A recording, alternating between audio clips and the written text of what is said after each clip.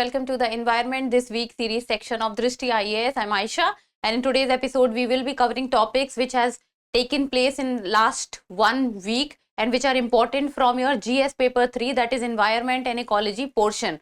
So what we will be doing is we will be taking topics from the current affairs and will be deeper into the static portion of it.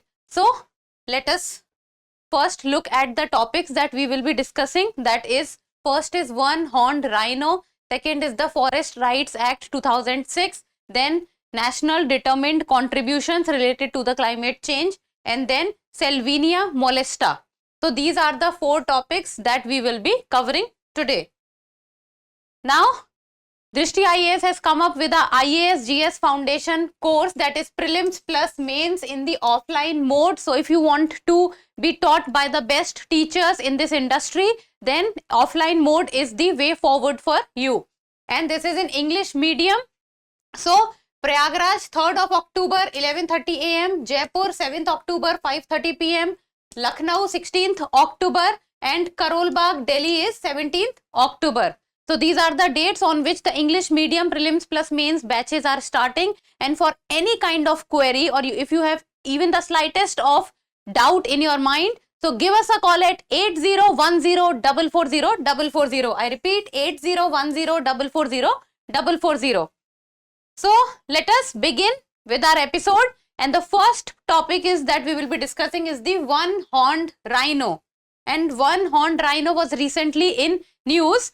And if we talk about the one-horned rhino, so rhinoceros if we talk about, so this is how they look like. And this one-horned rhino is what is found in India. So there are 5 species of rhinoceros, and these 5 species are white and black rhino, which are found in Africa. And then there are greater one-horned rhino, Java rhino, Sumatran rhino species, which are found in Asia. So Africa, there are 2 types of species, white and black rhinos, and in Asia there are 3 types of species, Sumatran rhino, Javan rhino, and one-horned rhino. And this one-horned rhino is what is found in India.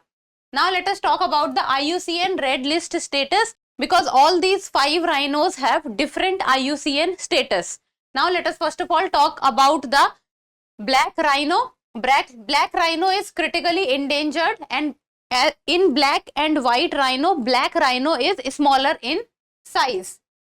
Then white rhino is near threatened. So white rhino population is high as compared to the black rhino. Now let us talk about the Asia rhinos. And first is the one-horned rhino, which is found in India. So the IUCN status is vulnerable.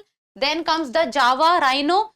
It is critically endangered. And Sumatra rhino is critically endangered. But it has gone extinct in Malaysia now. It is only found in Indonesia, Sumatra region. So these are the IUCN Red List status. Becomes important from the exam respect, because this can be asked, because all the 5 different species of rhinoceros has different IUCN status. Now if we talk about the greater one-horned rhino, they are the only type of rhino which is found in India. And they are known as Indian rhino, and it is the largest of the rhino species. So all the 5 rhino species that we have, the largest of all is one-horned rhino. IUCN status is vulnerable, and they are found in India. So what becomes important is you must know that they are the only species which are found in India. Now let us talk about their habitat. Now we will be majorly focusing on the one-horned rhino. So habitat is, they are restricted to small habitats in Indo-Nepal Terai region and Northeast, West Bengal and Assam. So basically, if you want to know about the rhinoceros, then you must know that in India 4,000 rhinoceros are found, and out of these 4,000 rhinoceros, majority of the rhinoceros, more than 60-70% of the rhinoceros are found in the Kaziranga National Park in Assam. Then if we talk about India, then Assam, West Bengal and Uttar Pradesh are the region where rhinoceros are found, and Assam has an estimated around 80% of rhinos, and the major places where they are found is the Pobitora Wildlife Reserve, Rajiv Gandhi Orang National Park, Kaziranga National Park and Manas National Park. So these 4 regions are basically the regions where the population of rhinoceros are found. And then if we talk about that, out of this 80% rhinos which are found in Assam, out of this 80% of rhinos, around 70% of rhinos are found in the Kaziranga National Park and Tiger Reserve in India. So majority of the rhinos population is found in the Kaziranga National Park. So if you want to see rhinos, so majority of the chances are there that you need to go and visit the Kaziranga National Park. Then comes, what are the threats to the population of rhinos? So first is poaching for the horns. So these one-horned rhinos, let me show the picture. Okay, look at this. So this one-horned rhinos, this is the horn for which they are poached for, and this is illegally, the trade is done illegally from one place to another place, and the price of this horn is very, very high in the illegal market.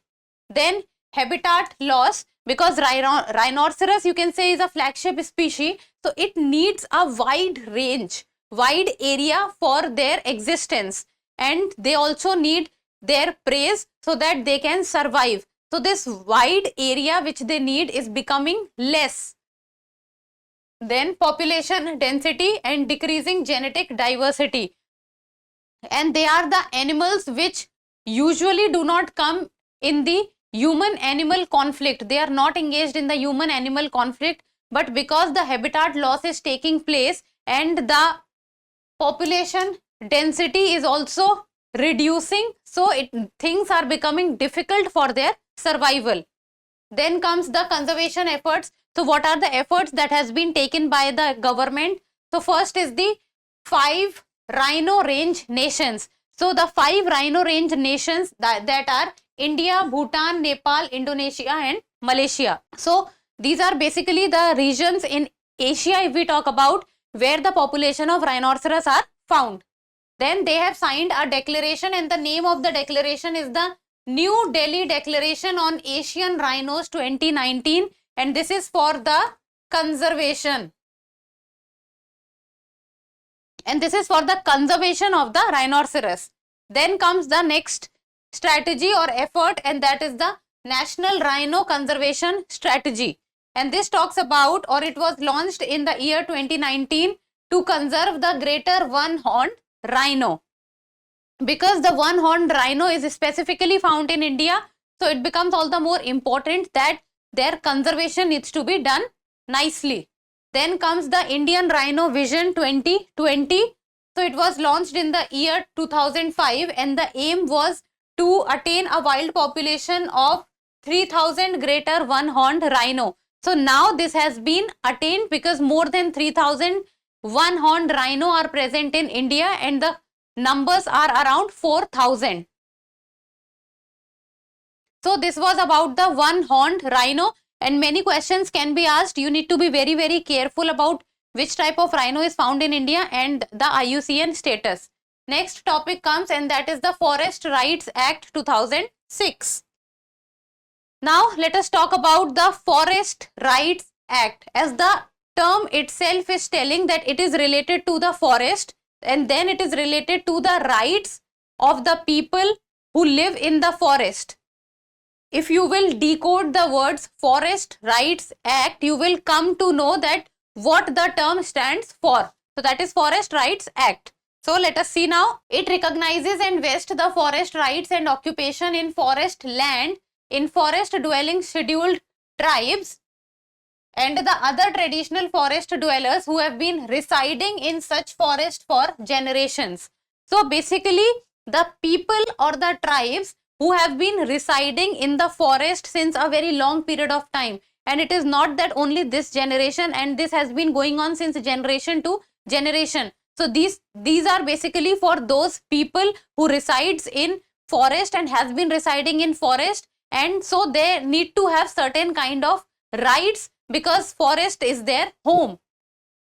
Then forest rights can also be claimed by any member or community who has for the last 3 generations, that is around 75 years prior to the 13th day of December 2005, primarily resided in forest land for bona fide livelihood needs. So the people who have been living in the forest for around 3 generations, they can opt for the forest rights, and they can be any member or in the form of the community. So individual and community both can go and take the right.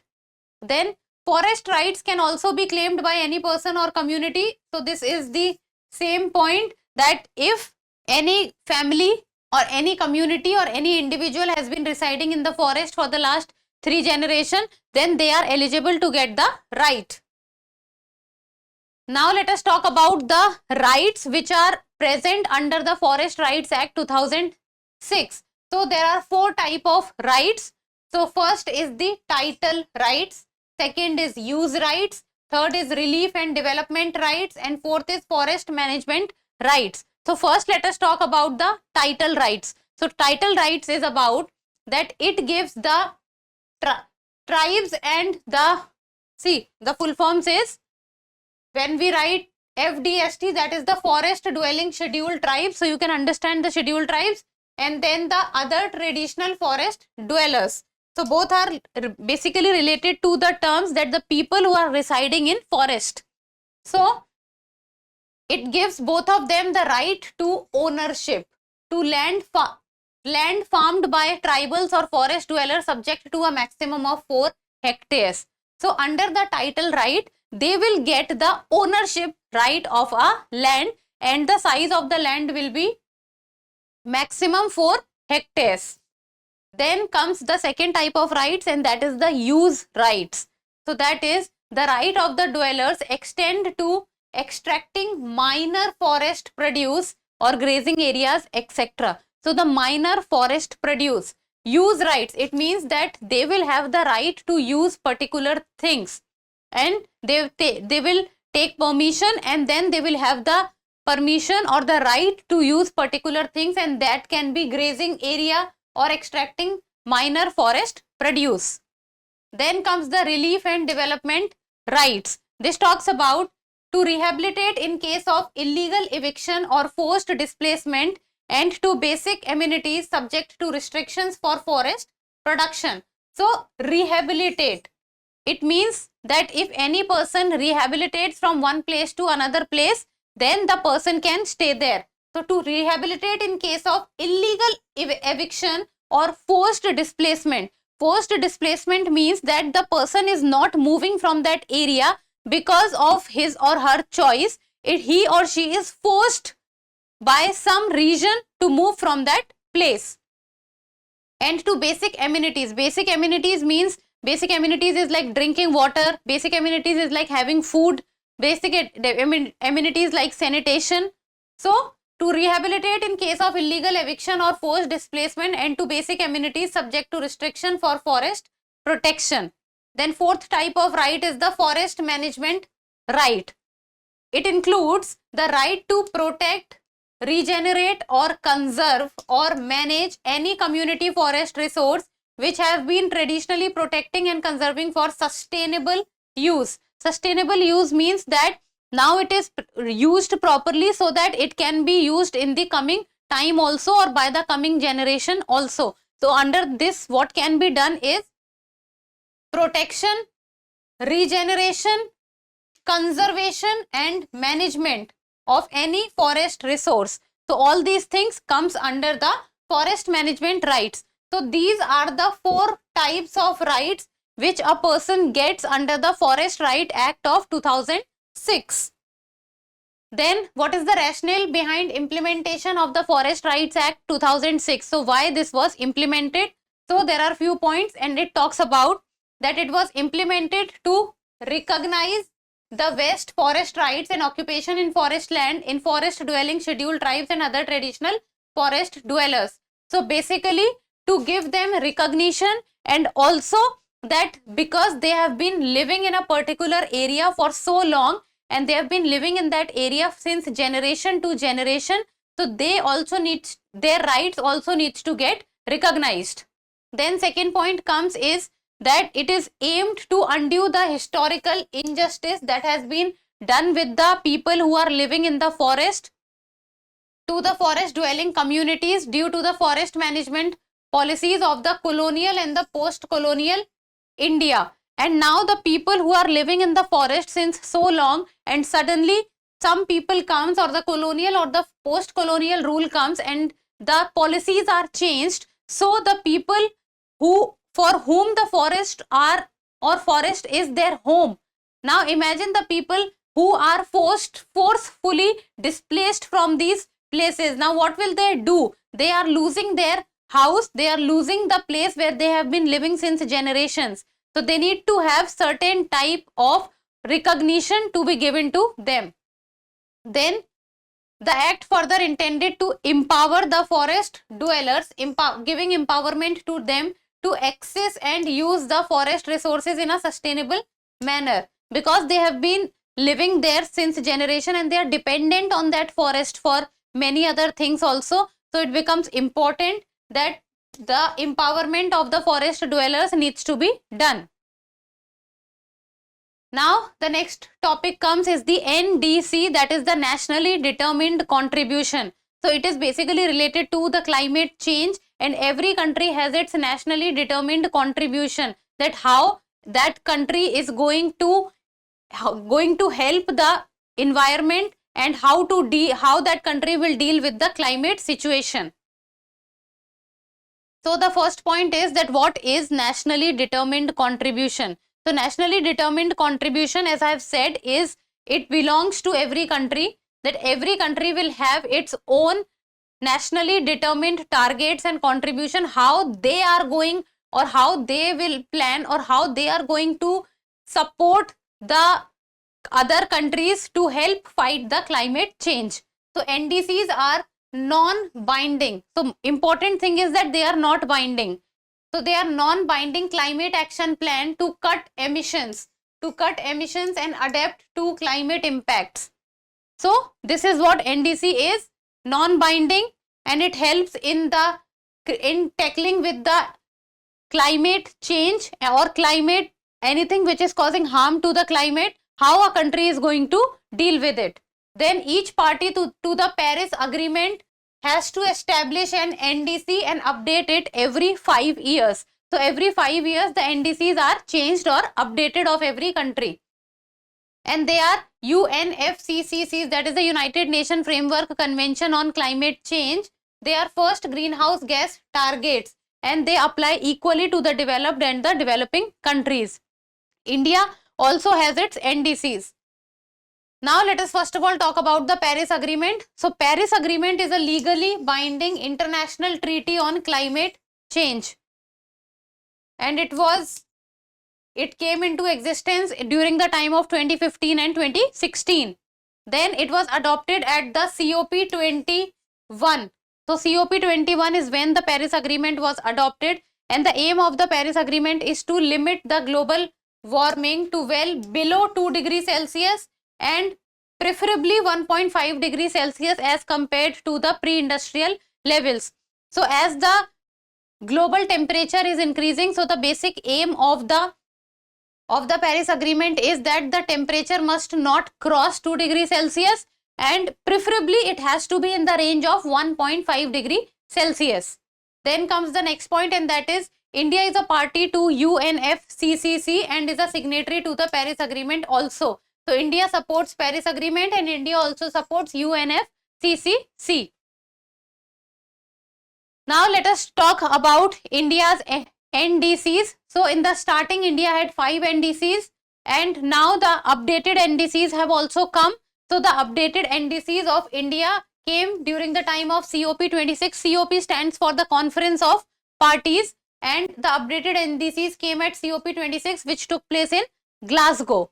Now India made 5 promises in COP26, and these 5 promises are known as Panchamrit to strengthen India's climate commitments. So let us discuss about the old NDC and the new or updated NDC. So what remains the same in both? So existing NDC is 2015, this was the first, and the new updated NDC is 2022. And updated NDC took place because India was on its path to achieve the target of the first, that is 2015 NDCs. So the first NDC was with relation to the emission intensity reduction. So how much reduction can be done with the in the intensity in which the emissions are being the carbon emissions that is being done to the climate. So in first NDC was 33 to 35% from the 2005 levels, and the updated NDC talks about 45% from 2005 levels, and around 25% reduction has been achieved in the year 2016 itself, and it is estimated to reach around 30%. So when we talk about NDCs, then India is performing well with regard to its NDC. Next is share of non-fossil fuels in installed electricity capacity, non-fossil fuels. So the first NDC is around 40%, and the updated NDC increases it to 50%, and around 41.5% has been achieved by the June in the year 2023. So basically you can say that these are the things in which India is doing nice and is on its path to achieve it. But when we talk about the installed electricity capacity from non-fossil fuels, it is a challenge also, because India is dependent on the import of fossil fuels. And when we talk about the electricity, then very much the electricity is produced from the coal also. Next comes the topic of carbon sink. Then the first NDC was the creation of 2.5 to 3 billion tons of additional sink through afforestation, while the updated was same as earlier, no change took place, and the progress has not been made clear till now, because both the earlier NDC and the recent NDCs are, or the updated NDCs are same with regard to the carbon sink. Now carbon sink is a process for this, the technique of carbon sequestration can be done. Now afforestation needs to be done for carbon sinks. Oceans can play a good part in this, and then the different carbon sinks also needs to be prepared, like in the form of mangroves, corals. But these are the points which can be done slowly and gradually. It will take some time to be achieved, because these afforestation or creating oceans or afforestation or carbon sequestration process, these are difficult process, and these are process which also require high technology and expertise. And apart from this, then India is also, the year that India is aiming to become net zero is also 2070. Now let us see what are the challenges in achieving the NDCs. So first and foremost challenge is the high dependence on fossil fuel based electricity. Over 57% of electricity is still fossil fuel based, even though India is doing well in switching towards the solar panels or the solar power, wind power.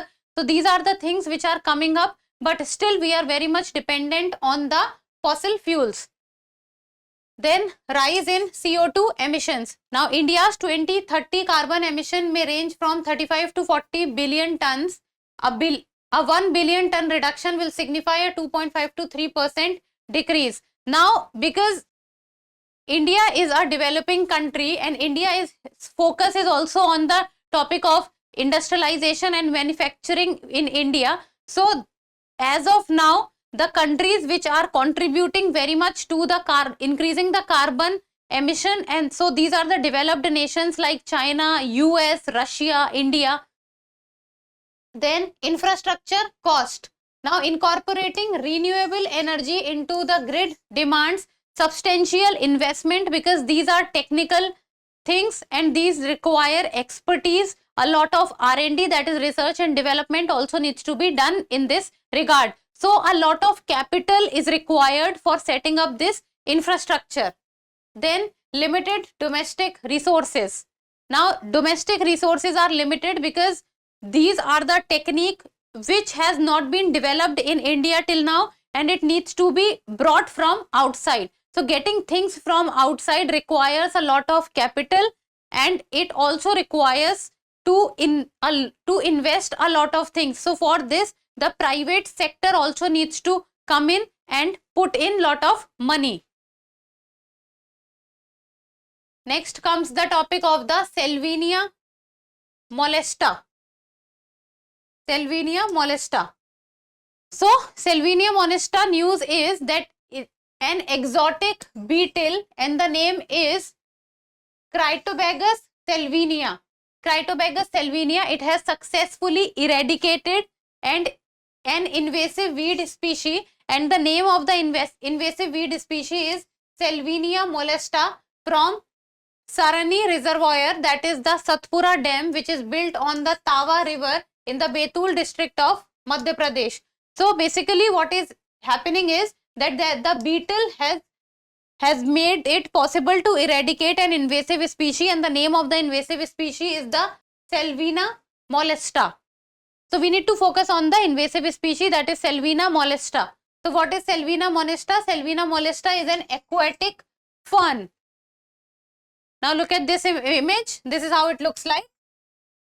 And this invasive species gets reproduced so high in number and so fast that it creates or it covers the whole region very fast, and the oxygen level of the water dips down to a new level, and this also covers a lot of area. So it actually absorbs all the nutrients of the water body also.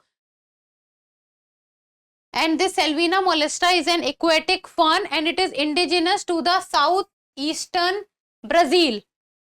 It is also known as gigantic Salvinia or Cariba. Gigantic Salvinia or Cariba, and it is a weed, and since it contained a sizable area of Lake Cariba between Zimbabwe and Zambia, so it is present in South America also, and it is present in Africa also. Then Salvinia characteristics include small floaters with branching creeping stems that have hairs on the palpi of the leaf surface but no true roots. And because they are fern and the reproduction rate is so high that it covers a very huge area in a very small period of time. Then the leaves are arranged in trimerous whorls with one leaf being finely divided. Now what happens is that how it becomes invasive, and invasive species are all very harmful for the environment because of its reproduction rate, which is very fast. And when it is very fast and it covers the whole area, the oxygen level of the water body decreases. And when the oxygen level of the water body decreases, the water body starts to die, and the nutrients in the water body also decreases. Now next topic that we discuss under this is the Indian Council of Agricultural Research, that is ICAR. So ICAR is an autonomous organization under the Department of Agricultural Research and Education, and the ministry which is involved in it is the Ministry of Agriculture and Farmers Welfare, and it was established in the year 1929. And before the name Indian Council of Agricultural Research, the previous name or the formerly it was known as the Imperial Council of Agricultural Research. Then the headquarters is in New Delhi, and it is an apex body for coordinating, guiding and managing research and education in agriculture. So these are the 4 topics that we did. So we covered the topic of one-horned rhino, then we discussed about the NDC, then we discussed about the Forest Rights Act, and in the end we discussed about the Salvina molesta. Now let us talk about the practice questions related to all these topics, and you will give me the answer in the comment section. And how will you give me the answer? It is like write 1, 2, 3, 4 and then the answer of these 4 questions and give me the answer in the comment section. So the first question is that the one-horned rhino comes under which schedule of the Wildlife Protection Act 1972? Schedule 1, Schedule 2, Schedule 3 or Schedule 4? Next question, that is, and this is a PYQ. It is a PYQ. At the national level, which ministry is the nodal agency to ensure effective implementation of the scheduled tribes and other traditional forest dwellers, Recognition of Forest Right Act 2006. Ministry of Environment, Forest and Climate Change, Ministry of Panchayati Raj, Ministry of Rural Development or Ministry of Tribal Affairs. It is a PYQ and I am sure you must have solved this till now, because going through the PYQ is one of the most basic thing, and I always ask people to go and see the PYQs. Next question. India's net zero target is to achieve net zero emission by which year? 2070, 2050, 2060 or 2040? Next question. Indian Council of Agricultural Research comes under which ministry? So that is Ministry of Agriculture and Farmers Welfare, Ministry of Health and Family Welfare, then Ministry of Home Affairs, or none of the above. So these are the 4 questions. Give me the answer in the comment section. And that's all for today. Thank you so much for watching. Till we meet next time, keep reading, keep writing and keep subscribing to the channel. Thank you.